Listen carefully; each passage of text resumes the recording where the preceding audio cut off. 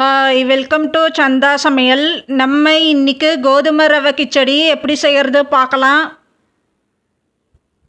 Pan சூடானதோ நெய் சேர்த்துக்கலாம்,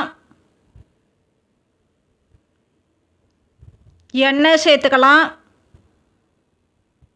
1 teaspoon கடுகு சேர்த்துக்கலாம், 1 டீஸ்பூன் கடலைப்பருப்பு சேர்த்துக்கலாம், 1 டீஸ்பூன் உளுந்து சேர்த்துக்கலாம், பட்டை 1 சேர்த்துக்கலாம், 2 லவங்கம் சேர்த்துக்கலாம், 2 பிரியாணி இலை சேர்த்துக்கலாம். கடுகு பொரிஞ்சு கடலைப்பருப்பு உளுந்து செவக்கணும்.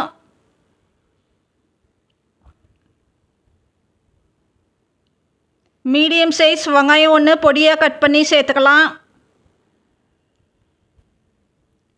3 பச்சை மிளகா 2 பாதியாக கீனி சேர்த்துக்கலாம்.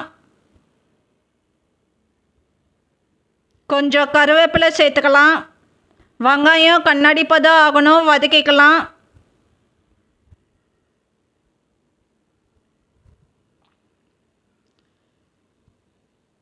முக்கால் டீஸ்பூன் இஞ்சி பூண்டு விழுது சேர்த்துக்கலாம். இஞ்சி பூண்டு விழுது பச்சை ஸ்மெல் போகணும், வதக்கிக்கலாம்.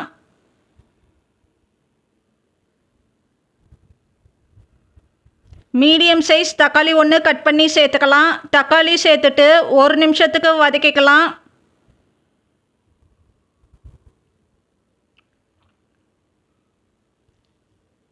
ஒரு கேரட் 10 பீன்ஸ் கட் பண்ணி சேர்த்துக்கலாம்.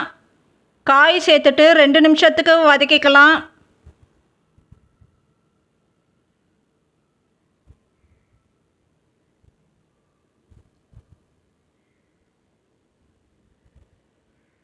இப்போ தண்ணி சேர்த்துக்கலாம். 200 கிராம் அளவு கோதுமை ரவைக்கு 3.25 டம்ளர் அளவு தண்ணி சேர்த்துக்கலாம்.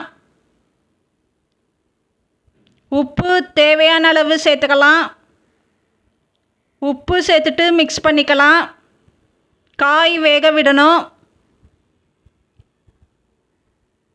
இப்போ காய் வெந்ததோ லோ ஃப்ளேமில் வச்சுட்டு கோதுமை ரவை சேர்த்துக்கலாம். ரவை சேர்க்கும்போது இந்த மாதிரி மிக்ஸ் பண்ணிக்கிட்டே சேர்க்கணும். இப்போ தண்ணி ட்ரை ஆகி கோதுமை ரவை வேக விடணும். கொத்தமல்லி சேர்த்துக்கலாம். கொத்தமல்லி சேர்த்துட்டு மிக்ஸ் பண்ணிக்கலாம்.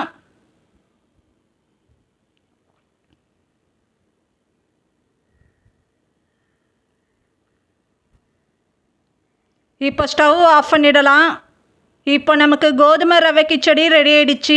இந்த சேனல் பிடிச்சிருந்தால் லைக் பண்ணுங்கள், ஷேர் பண்ணுங்கள், சப்ஸ்கிரைப் பண்ணுங்கள்.